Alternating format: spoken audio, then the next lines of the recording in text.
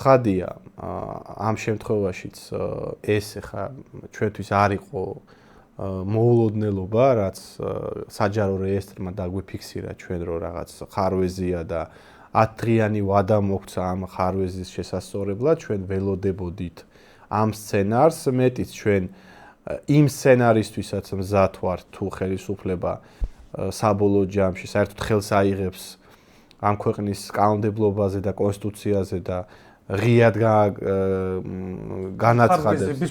ამ ხარვეზების გამოსწორების შემდეგ თუ რაღაცა ხელისუფლებამ გადაწყვიტა რომ მაინც რაღაც არსებობს ხო იურიდიული საფუძველი არსებობს იმისთვის რომ ჩვენ არ მოგვანიჭონ ამ იურიდიული სტატუსი პარტიის შესახებ ცხადია ამ სცენარისთვისაც ჩვენ მზად ვართ ამ შემთხვევაში ჩვენ გვაქვს წინასწარ განსაზღვრული კონკრეტული გეგმა რა უნდა გავაკეთოთ და როგორ უნდა მოვიქცეთ თუმცა ჩვენ ვიცით რომ ეს არ იქნება მარტივი ხელისუფლებისთვის ამ გადაწყვეტილების მიღება უმტკივნეულოდ არ ჩაივლის ამიტომ თვითონ ის ფორმა რა ფორმითაც ხელისუფლებამ ჩვენ გამოგვიცხადა ასე ვთქვათ თავისი რაღაც პასუხი რომ რაღაც უნდა შევასწოროთ და ეხა არც შევალ დეტალებში იმდენად აბსურდული მიზეზები მოიგონეს რომ თითქოს და რაღაც ტელეფონის მითითებული ტელეფონის ნომრის დამადასტურებელი დოკუმენტაცია საჭირო სიტყვა დელეგატის ნაცვლად უნდა გამოგვეყენებინა რაღაცა სიტყვა ჯგუფი და რაღაც ჩვენი ლოგოს აღწერა არ შეესაბამება ესქიზ და ამ შემდეგ. ნუ აი იმდენად თითიდან გამოწოვილი, იმდენად აბსურდული მიზეზებია, რომ ნუ შეუიარაღებელი თვალითაც ჩანს, რომ ეს უბრალოდ არის მიზეზი. ჩვენ არ უნდა შეგვეშალოს ამ შემთხვევაში შეფასებაში თუ რა სტრატეგიას მიმართავს ხელისუფალი. ხელისუფლების ასაკეთებს ამით. ხო, ამით რატო არ გვეუბნება მაგალითად პირდაპირ, რომ აი არ დაგარეგისტრირებთ და მორჩა. არ არის მაგ ფაქტის ასე ვთქვათ აღიარება მარტივი და ეს უმტკივნეულოდ არ ჩაივლის ამ დღევანდელი ხელისუფლებისთვის ამ უკიდურესად უკანონო და ანტიკონსტიტუციური გადაწყვეტილების მიღება არ არის მარტივი და ეს გრძელვადიან პერსპექტივაში გამოიწვევს კონკრეტულ შედეგებს, მათ შორის კონკრეტულ შედეგებს იმ თანამდებობებზე მყოფი პირებისთვის, ვინც ასეთ გადაწყვეტილებას შესაძლო მიიღებს. ეს ცხადია, ჩვენ ყველა ინსტანციას მიმართავთ, ყველა უწყებას მიმართავთ, მაქსიმალურად შევეცდებით, რომ ეს კონკრეტულ დოკუმენტაციაში აისახოს, მათ შორის შევაწუხებთ სახალხო დამცველის აპარატს. სხვათა შორის ერთგან კომენტარს მოვყარი თვალი, რომ ხო არ მიმართავდით სასამართლოსაც, მე არ ვიცი ხა კონკრეტულად მოქალაქე რას გულისხმობ და დიდად ამ სასამართლოს იმედი ალბათ არ მქონდეს, მაგრამ ანუ ყველა ბერკეტის გამოყენებაში შეიძლება მათ შორის ესეც იგულისხმებოდეს თეორიულად არ ვიცი ხო კონკრეტულად შეიძლება ამაზე ყველაფერია შესაძლებელი უბრალოდ ჯერ სასამართლოს რომ მიმართოთ ან სხვა რომელიღაც უწყებას ან მაგალითად ომბუდსმენის აპარატს ჯერ ჩვენ საბოლოო პასუხი უნდა მივიღოთ ხო ეხლა რა პასუხიც ხელისუფლებამ გაგვცა იურიდიული თვალსაზრისით მათ აქვთ ამის უფლება ანუ ისინი ჯერ ასე ვთქვათ კანონგარეშე კანონის ფარგლებიდან ჯერ არ გასულან ცხადია ხა აბსურდული მიზეზია, მაგრამ იურიდიული თვალსაზრისით საჯარო რეესტრს შეუძლია ჩვენ, ასე ვთქვათ, რაღაცა ხო, 10 დღიანი ხო, ამეთ ეს არის ის აქ. კი ბატონო, ანუ ეს ჯდება, ასე ვთქვათ, იურიდიულ ჩარჩოებში. ამიტომ ცხადია, სანამ საბოლოო იურიდიულ პასუხს ჩვენ არ მივიღებთ, ჩვენ შემდეგ გადაწყვეტილებას ვერ მივიღებთ. ამიტომ დაველოდოთ. ეხლა ყველაფერი წყდება ჭიდაობით. ეხლა ჩვენ თუნდაც აი ამ პარტიის რეგისტრაციის ფარგლებში ჩვენ ვეწევით პოლიტიკურ ბრძოლას. ჩვენ უნდა ვაიძულოთ ხელისუფლება, რომ ეს პარტია დარეგისტრირდეს. ეს ყველაფერი წყდება, ну, სამწუხაროდ ჩვენს ქვეყანაში ზეწოლის, ასე ვთქვათ, ხარისხით, ხმაურის ხარისხით, რამდენად საინფორმაციო თუ პოლიტიკურ დარტყმას მივაყენებთ ხელისუფლებას და ამით უნდა დავკავდეთ ახლა ჩვენ თითოეული ჩვენთაგანი, უნდა მკაფიოთ, უნდა აცნობიერებდეს, რომ ძალიან მძიმე საფასური უნდა გადავახტევინოთ ხელისუფლებას, თუ ის გადაწყვეტ ცხადია რაღაც ჩვენს დაჩაგვრას და არ დაშვებას ამ პარტიული თვალსაზრისით. ამიტომ ეს პირველი სვლა ახლა რაც ხელისუფლებამ გააკეთა, ეს მოსალოდნელი იყო და ემსახურება იმ მარტივ სტრატეგიას, რასაც ხელისუფლება არაერთხელ წლების განმავლობაში მიმართავდა ჩვენს წინააღმდეგ და არა მარტო ჩვენს წინააღმდეგ. ისინი ცდილობენ რომ ჩვენ დაგვღალონ, ისინი ცდილობენ რომ ჩვენს რიგებში უიმედობის განცდა გააჩინონ. აი თავადაც უწყობენ ხოლმე ხელს, თავადაც მათ ეს პროპაგანდისტები ხოლმე, აი უიმედობის დათესვას ძალიან აქტიურად ცდილობენ, როდესაც აი მათ შორის კომენტარებშიც დაწერენ ხოლმე, რომ აი ვითომ ჩვენი მომხრეები არიან არა და აი იმ ჭრილში დაწერენ, რომ აი რა აზრი აქვს, არაფერს აზრი არ აქვს. ამ ვითარებაში ხო არ ჯობია შემოაპარებენ ხოლმე რომ ბიჭებო თქვენც ცოტა რადიკალურები ხართ ხო არ ჯობია გავაგდეთ ხო ნუ 1000 ხრიკია ეს სინამდვილეში ეს საკმაოდ ისეთი კომპლექსური მეთოდებია რომელიც შეიცავს სხვადასხვა ელემენტებს როგორც საინფორმაციო ფსიქოლოგიურ ზემოქმედებას ასევე კონკრეტულ გადაწყვეტილებას და მიზანი არის მხოლოდ და მხოლოდ ერთი ჩვენ დაგვღალონ ჩვენში გააჩინონ აი ფრუსტრაცია, უიმედობის განცდა, რომ არაფერს აზრი არ აქვს. არ არის ეგრე ხალხო, პოლიტიკა არის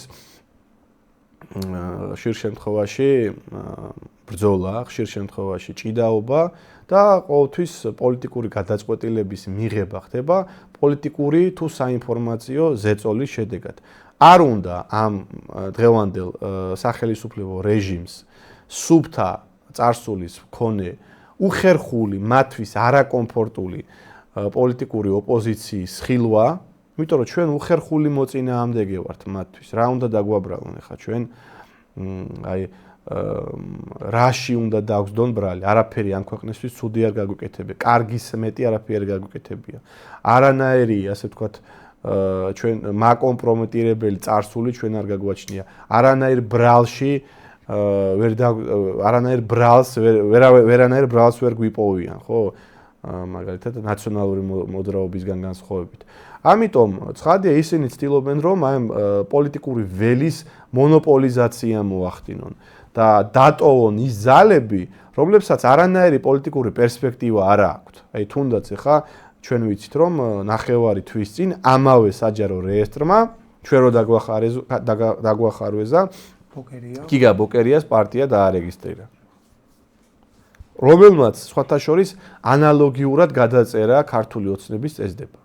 ანუ გიგა ბოკერიას პარტიამ რა ხერხსაც მიმართა, ზუსტად ერთი-ერთში იგივე ხერხს მიმართეთ ჩვენც, გადავწერეთ პირველი სიტყვიდან ბოლო სიტყვამდე გადავწერეთ ქართული ოცნების პოლიტიკური წესდება, გიგა ბოკერიას პარტია დაარეგისტრირეს და ჩვენი პარტია დაახარვეზეს. ანუ დასკვნა რა არის? დასკვნა ის არის, რომ ვინაიდან გიგა ბოკერიას სინამდვილეში არანაირი რეალური პოლიტიკური პერსპექტივა არ აქვს, უბრალოდ კარგი ოპონენტია ქართული ოცნებისთვის, ეს იგრძნობა, რომ მათ ისინი ვერასოდეს ვერ მიიღებენ იმდენ ელექტორალურ ხარდაჭერას, რომ ქართულ ოცნებას სერიოზული წინააღმდეგობა გაუწიონ ან რამე საფრთხე შეუქმნან მომავალში. იმდენად ყოველთვის ტანდემში იქნება ესეთი ფონი, ერთის მხრივ რეჟიმის ადებტი და მეორეს მხრივ რეჟიმის მობრუნების საფრთხისგან დამცავი. რა თქმა უნდა, იდეალური ოპოზიცია ხელისუფლებისთვის.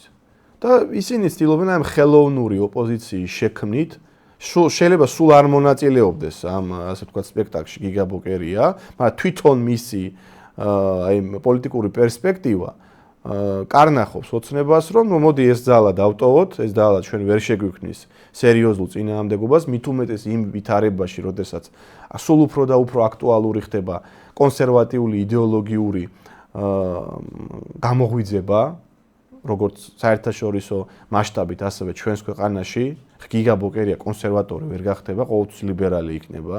ამ თვალსაზრისითაც ის არ არის ხელისუფლების კონკურენტი, ხოლო ჩვენი ძალა, რომელიც პირველივე დღიდან დაარსებიდან კონსერვატიულ ნარატივს ამკვიდრებდა ამ ქვეყანაში და მკვეთრად იდეოლოგიზირებული ჯგუფი იყო და ხელისუფლება, რომელიც ეხლა გახდა 13 წლის თავზე ვითომ კონსერვატორი, ცხადია, ჩვენ მისთვის ვართ უკიდურესად უხერხული პოლიტიკური მეტოქე.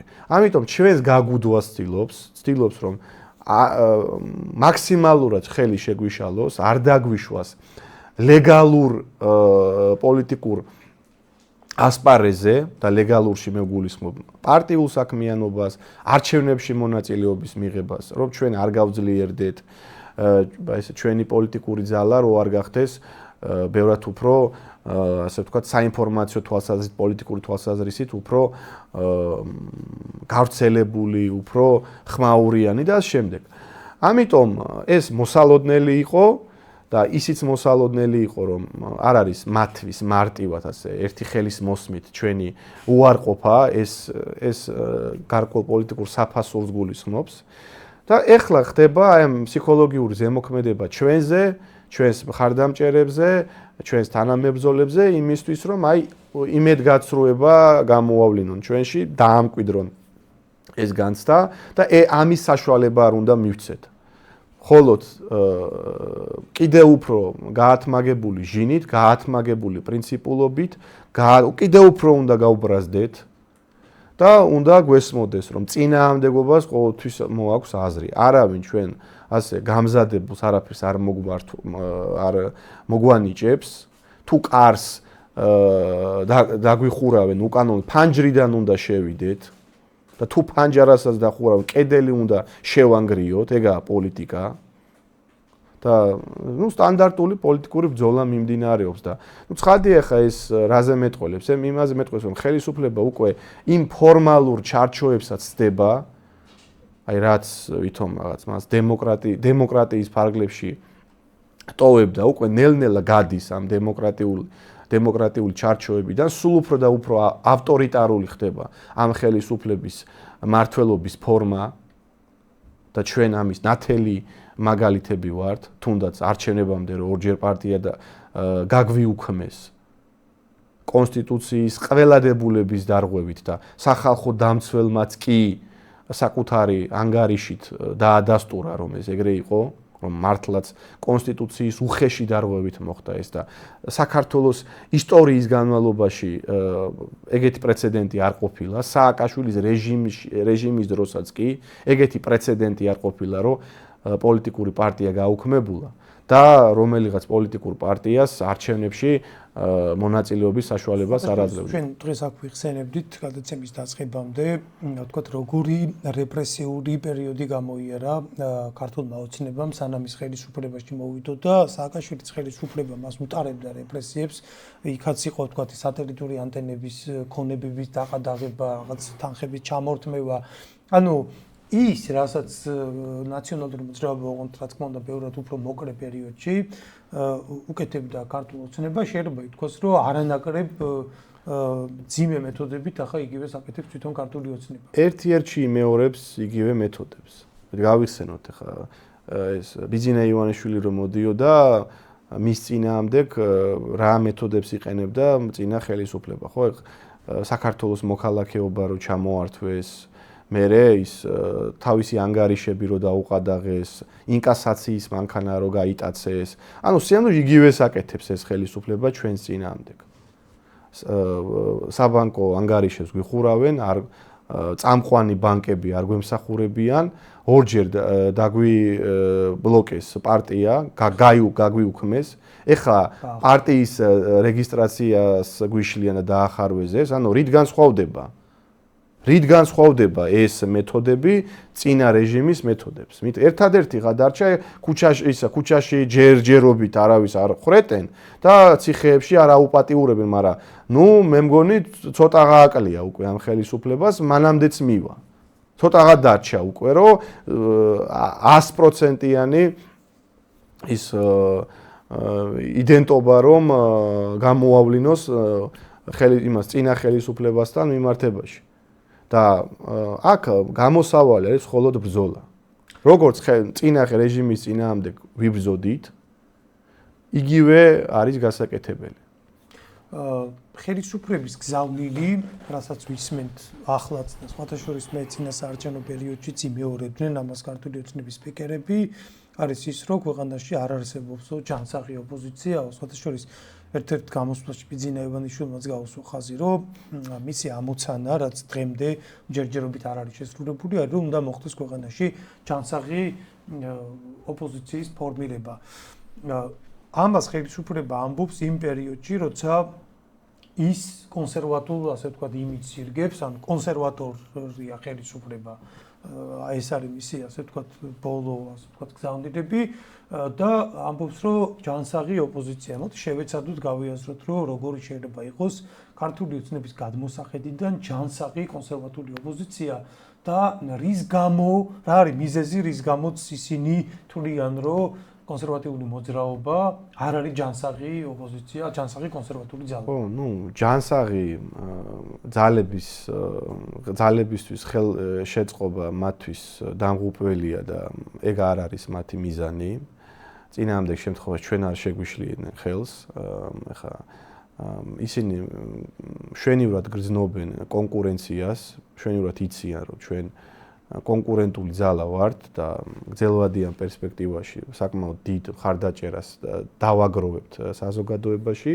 ამიტომ მათი ამოცანა საერთოდ არ არის ამ ქვეყანაში ჯანსაღი პოლიტიკური გარემოს შექმნა. პირიქით, ისინი შეეცდებიან რომ მაქსიმალურად სიცოცხლე შეუნარჩუნონ იმ უპერსპექტივო ასე ვთქვათ, იმიჯ შელახულ ძალებს, იგივე ნაციონალურ მოძრაობას, ეხლა ასევე შეიძლება შექმნან შექმნან რაღაცა თავისი რაღაც სუროგატი, რაღაც თავისი კოპია, ვითომ კონსერვატიული ან ვითომ ჯანსაღი ოპოზიცია, რომელიც ეგრევე გაშიფრული იქნება და ეგრევე გასაგები იქნება, მაგას ჩემი აზრით ვერ შეძლებენ ისინი, მაგას არავინ არ შეჭამს და ეგეთი პრიმიტიული აზროვნების ქართული საზოგადოება არ არის, რომ ეგ ვერ განსაზღვროს, რომელია რეალური ოპოზიცია და რომელი არის სისტემის ოპოზიცია.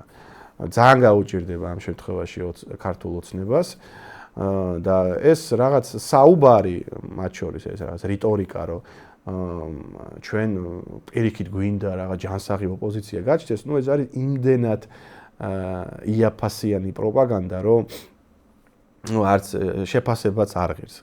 ხელისუფლებას პირიქით ეშინია რეალური ჯანსაღი კონკურენციის ერთადერთი გარემო, სადაც ის მეტნაკლებად ანგარიშგასაწევი ხდება, თუ მისი ალტერნატივა არის მასზე უარესი რაღაც ნაციონალური მოძრაობა.